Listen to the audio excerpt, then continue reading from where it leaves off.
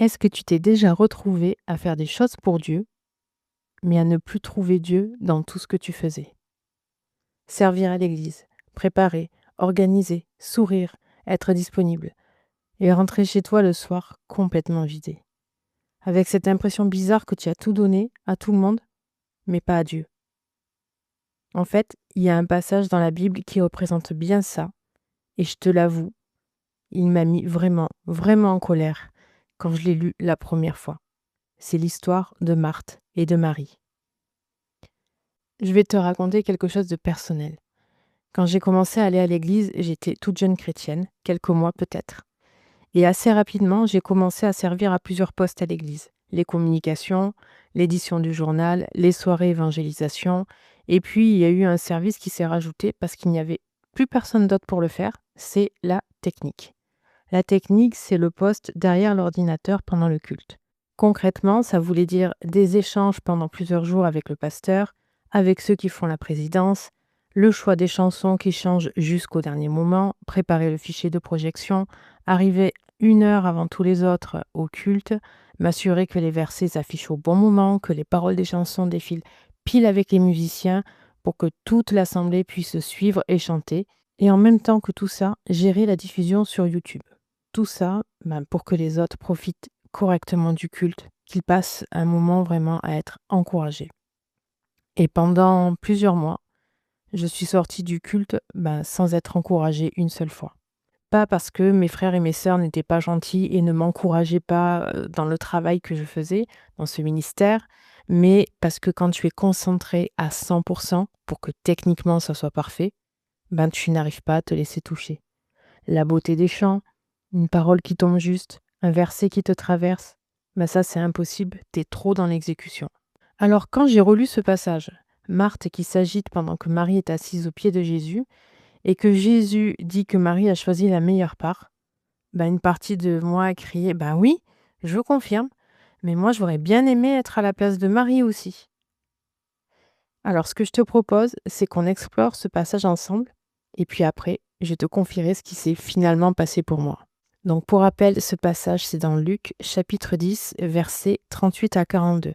Là, je lis en semeur, mais vous pouvez suivre dans votre version de la Bible.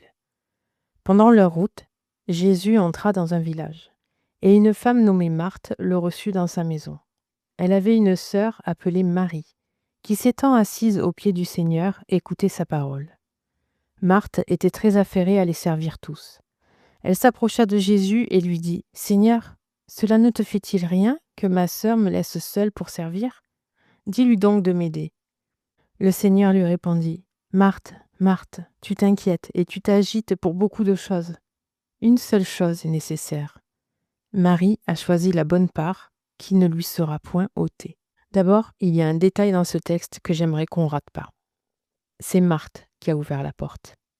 Marthe le reçut dans sa maison. C'est elle qui a invité Jésus. C'est elle qui a dit « Viens chez moi ». Marthe n'est pas indifférente à Jésus. Elle l'aime. Et c'est précisément parce qu'elle l'aime qu'elle s'agite pour lui. Ce n'est pas une mauvaise personne. Ce n'est pas quelqu'un qui a mal commencé.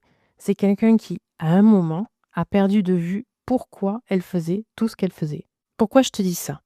Parce qu'en fait, il faut qu'on s'arrête sur ce que Jésus dit et sur ce qu'il ne dit pas. Il n'est pas en train de dire « Marthe, ce que tu fais est inutile ». Il ne dit pas non plus « Marthe, tu n'aurais pas dû préparer le repas ». Lui-même, dans l'Évangile, dit qu'il est venu pour servir. Servir, c'est bon, et servir, c'est beau. Ce qu'il corrige, c'est « tu t'inquiètes et tu t'agites ». Alors attention, on va sortir les dictionnaires de grec. Et en grec, le mot utilisé, c'est « mérimnao ». Ça veut dire être divisé, être tiraillé entre beaucoup de choses. Ça te parle?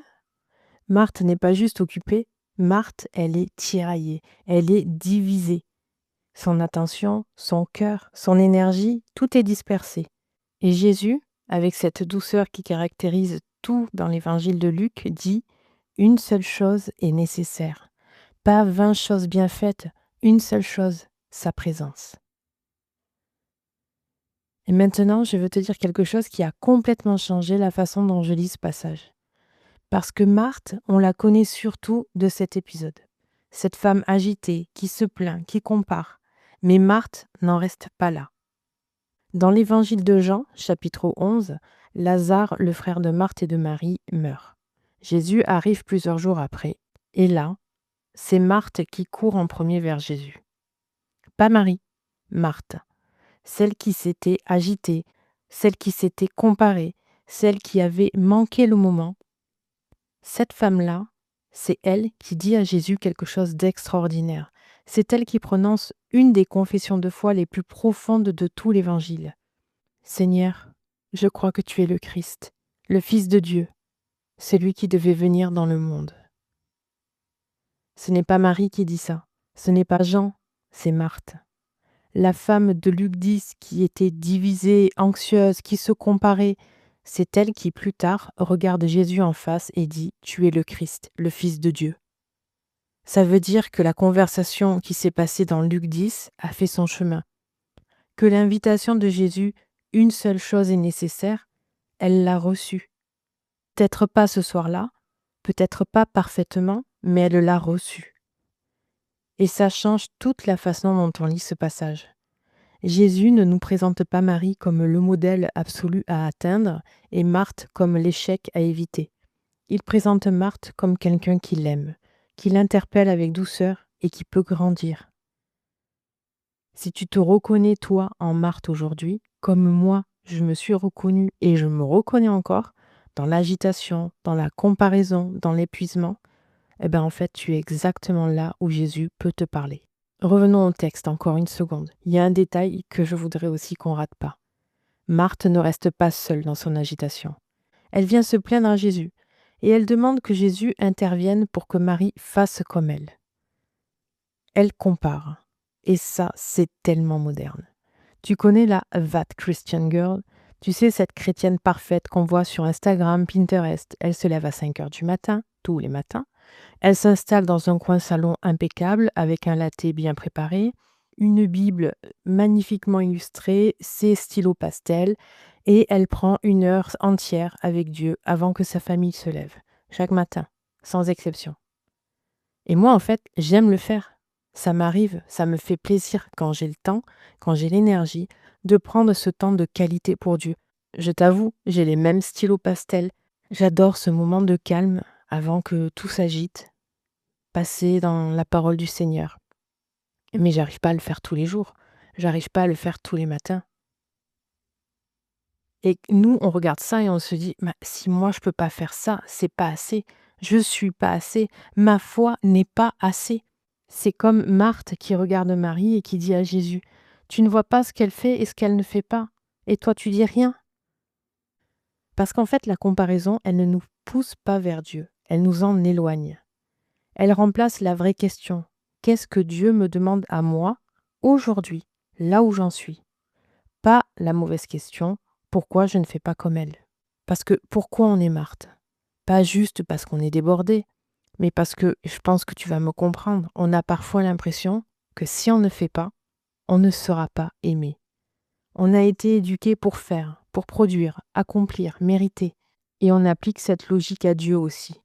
Si je prie assez, si je lis ma Bible assez, si je sers assez, alors Dieu m'aimera encore plus, m'aimera davantage. Voire même, je mériterai que Dieu m'aime. Mais c'est pas ça la logique de Dieu. Dieu n'attend pas qu'on fasse des choses pour nous aimer.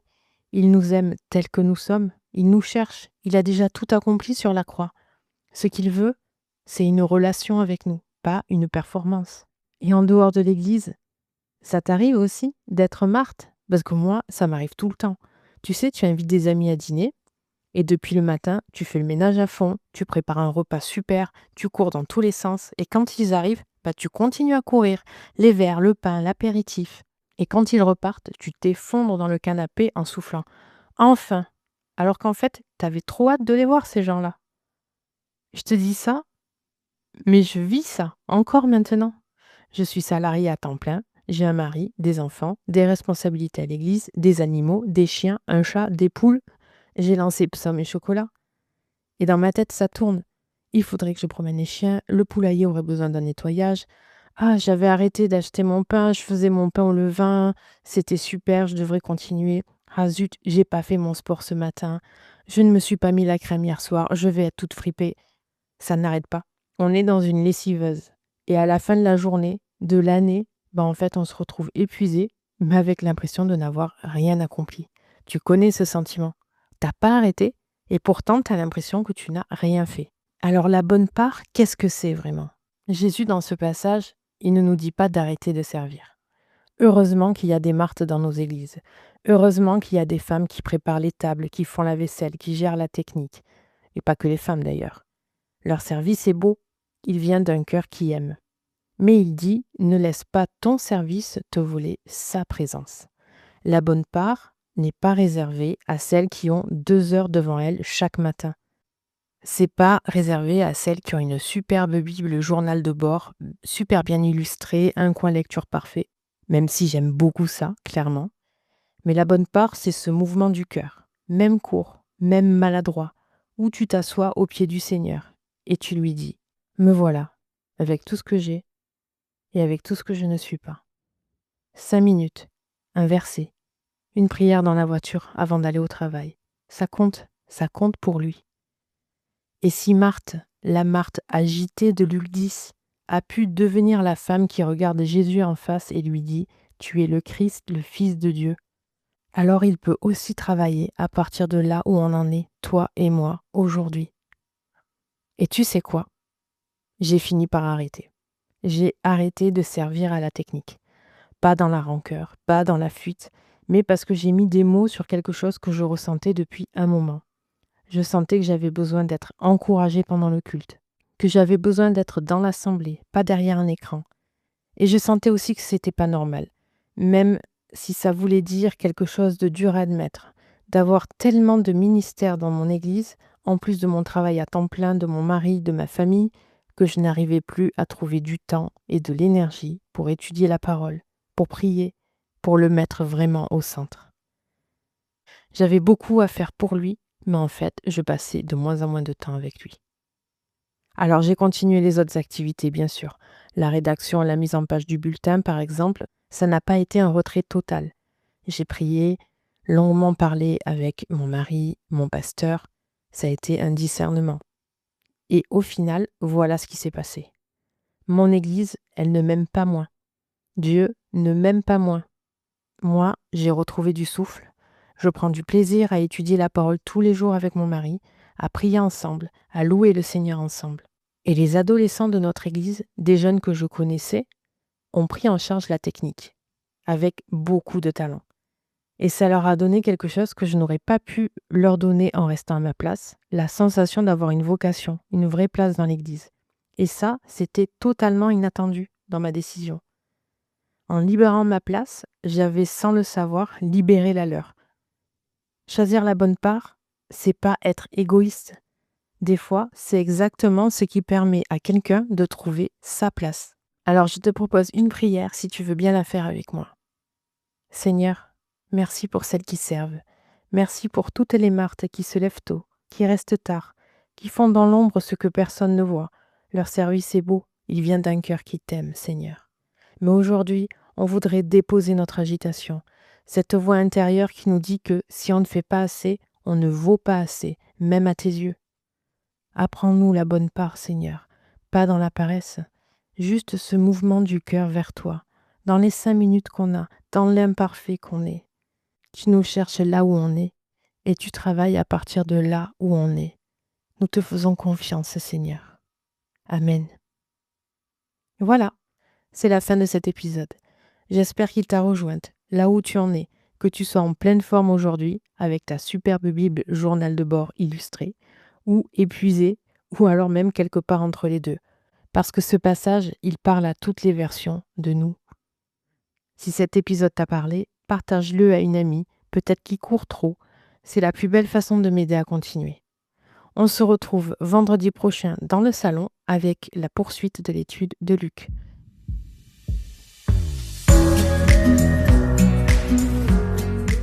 Si cet épisode t'a fait du bien, partage-le à une amie qui en a besoin. C'est la plus belle façon de m'aider à continuer. On se retrouve vendredi prochain dans le salon. D'ici là, souviens-toi, tu n'as pas besoin d'être parfaite pour venir à Dieu, ni de chercher à faire plus pour lui. Cherche juste à être plus avec lui. Que tu aies 5 minutes ou 1 heure devant toi. que tu sois en pleine forme ou au bout du rouleau. Que Dieu te retrouve et te bénisse là où tu es, exactement tel que tu es. À très vite!